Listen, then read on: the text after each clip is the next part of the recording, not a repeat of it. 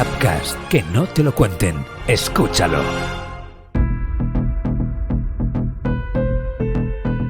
La estrecha relación que tiene México y el fútbol no requiere de una presentación.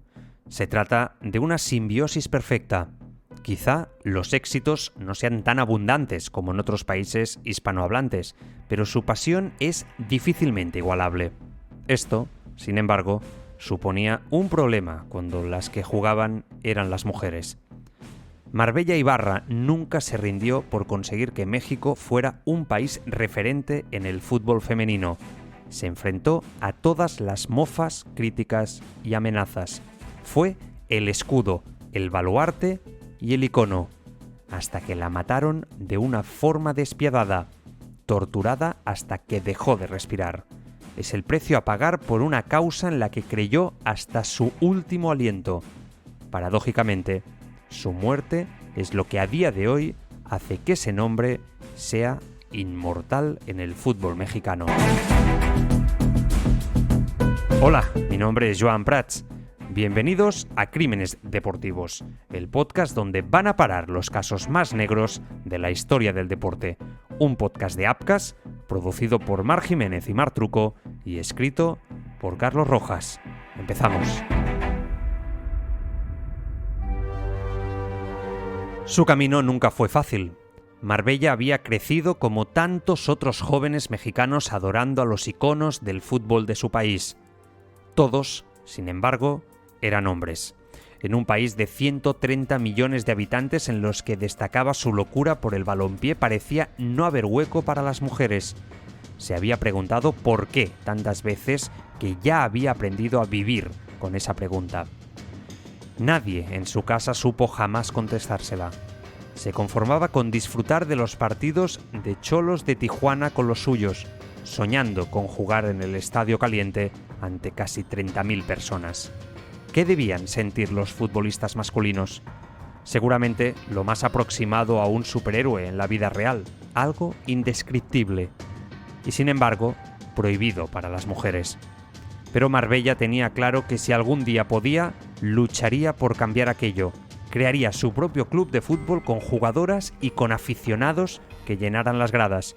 Y aquello que empezó como un sueño, acabó siendo un objetivo real. Con el paso de los años, aquella niña fue creciendo. Cumplía temporadas, no años. Aunque las condiciones del fútbol que ella conoció eran muy diferentes a las de los chicos de su clase. Aunque eso no la detuvo. Era una joven obstinada, convencida de que podía llegar tan lejos cuanto quisiera. Aquello fue lo que le llevó a estudiar Derecho. Quería luchar precisamente por las causas que consideraba injustas, y el hecho de jugar a fútbol y compararse constantemente con los chicos alimentaba continuadamente aquel deseo. Pero nunca pudo llegar a ser profesional. Sus mejores años como deportista pasaron muy lejos del Estadio Caliente. Era demasiado pronto para Marbella, demasiado pronto en general, pero su momento aún estaba por llegar. Fue concretamente en 2014. Tenía 43 años y estaba retirada. Había decidido orientar su vida al fútbol formativo y convertirse en un referente para las chicas que querían practicar el deporte rey. Cuando menos se lo esperó, llegó la llamada que siempre soñó. La directiva de Xolos de Tijuana le propuso crear un equipo femenino y que fuera Marbella la responsable del mismo. Se había ganado el respeto y la admiración de la ciudad con su trabajo en el Isamar, club que había fundado ella misma, y las pequeñas querían crecer bajo su paraguas. Desde que entró en el club, preparó un proyecto que sobrepasaba cualquier ambición. Le pidió a Ignacio Palau que pudieran llevar el nombre del club y utilizar las instalaciones, pese a que no admitieran que Marbella formase parte de la nómina de la institución. El club aceptó, y así nacieron las Xolas.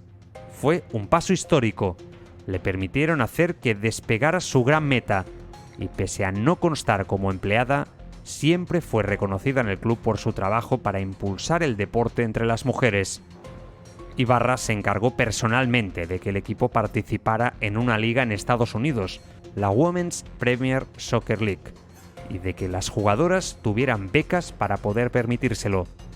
Además, junto a su asociación FootFem Sin Fronteras, promovió la iniciativa Ellas Juegan, que ayudaba a jóvenes con talento y pocos recursos a realizar pruebas en clubes de la Liga Mexicana. Otra estrategia que tenía para promover el fútbol femenino era narrar y transmitir los torneos a través de sus redes sociales, y así llegó incluso a conseguir que las cholas disputaran un partido ante el Atlético de Madrid femenino. Todo había llegado fruto del trabajo de Marbella. Pero aquello no gustó a todo el mundo. Las cosas eran especialmente complicadas en Tijuana, quizá porque vivía en una de las zonas más peligrosas de México. Promover el fútbol femenino podía suponer un peligro para su propia vida. Era 2017 cuando, sorprendentemente, Mar, como se hacía llamar, dejó de trabajar en lo que tanto le apasionaba. Era demasiado joven y apenas llevaba 3 años liderando el proyecto de su vida. Pero estaban pasando cosas más importantes. Estaba bajo amenaza. Le aterrorizaba salir a la calle. En Tijuana nunca se puede estar tranquila. Pasaron los meses y de vez en cuando veía que alguien le seguía. Intentaba cambiar su trayecto diario, pero aquella era una falsa sensación de seguridad. En general, México es uno de los países con más violencia contra las mujeres y se estima que 2 de cada 3 han sido víctimas de agresiones, de las cuales solo el 10% las denuncia. Esos números no han logrado disminuirse pese a las campañas a favor de la igualdad de género. Como siempre, la calle tiene su propia realidad, y no era una segura para las mujeres.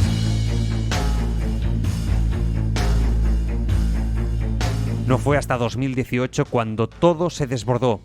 En general, aquel fue un año catastrófico para el país en este apartado.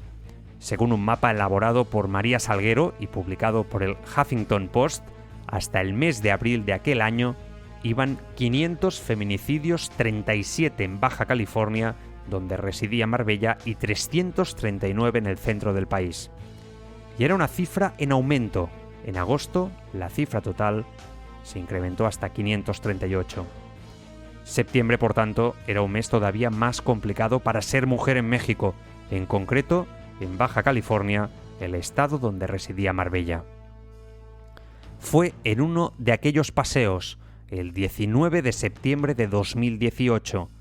Juraba que había mirado a uno y a otro lado más de una vez. Se había percatado de que no existía ningún riesgo, pero el peligro se esconde en lo desconocido.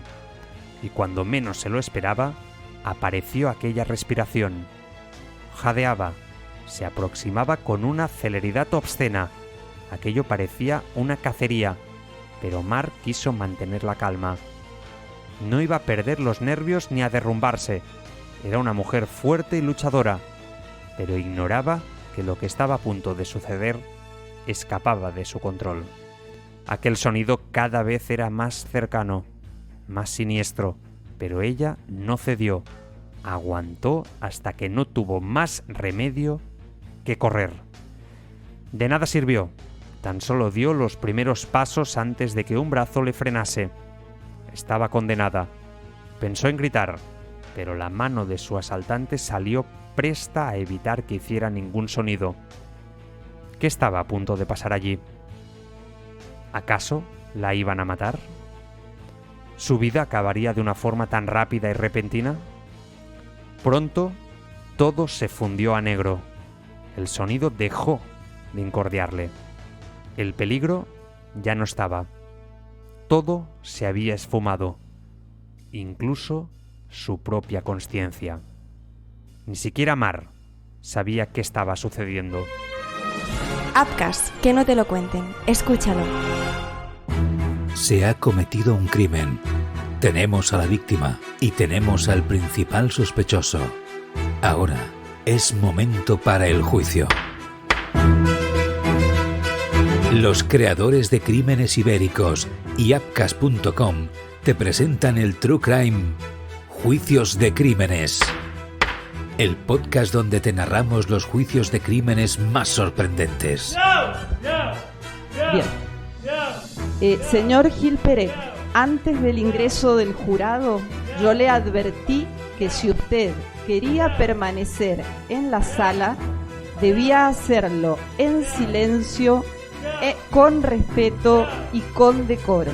Por favor, trasládenlo. Escucha Juicios de Crímenes en tu plataforma de podcast preferida. Son personas de confianza. Nos ponemos en sus manos. Salvan vidas. Pero a veces, algunos de ellos son asesinos. Upcast y el podcast Crímenes Ibéricos presentan el nuevo True Crime, Médicos Asesinos. Historias reales de profesionales de la medicina que se han convertido en criminales por voluntad o negligencia. Médicos Asesinos. Escúchalo ya en tu plataforma de podcasting preferida. Pon la palabra Upcast en el buscador de tu plataforma de podcasting y conoce todas nuestras producciones. Upcast, que no te lo cuenten. Escúchalo.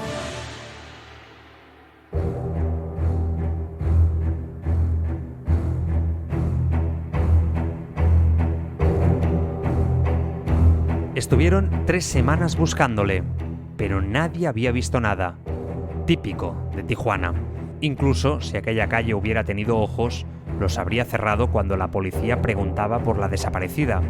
Allí, la ley del silencio es más poderosa que la Constitución. Pocos se atrevían a ayudar, por mucho que hubiera sido la entrenadora de las hijas de las familias del barrio. Pero si algo tienen en común el fútbol y la vida, es que ambos no tienen memoria. Y nadie pudo ayudar a la familia Ibarra. Los peores pensamientos estaban cada vez más cerca de convertirse en una dolorosa verdad. Su desaparición no había sido una casualidad. Eso estaba claro. Aunque nunca supieron si pudo haberse evitado. Tampoco recibieron ninguna llamada anónima pidiendo dinero por el rescate o algún tipo de coacción. Todo era demasiado sospechoso y de un tinte oscuro demasiado tenebroso. Eran las 3:42 de la tarde del 15 de octubre de 2018. El silencio imperaba en aquella casa donde residía la hermana de Mar. Pero el sonido del teléfono rompió el letargo. Era la policía. Estaban a punto de dar la noticia que nadie quería escuchar. Habían encontrado muerta a Marbella Ibarra. Aunque los primeros indicios apuntaban a un homicidio, la Procuraduría no pudo confirmar que aquella muerte estuviera relacionada con su implicación en el mundo del fútbol femenino. Lo peor era cómo la habían encontrado. Estaba en un balneario de Rosarito, en aquella misma península de Baja California.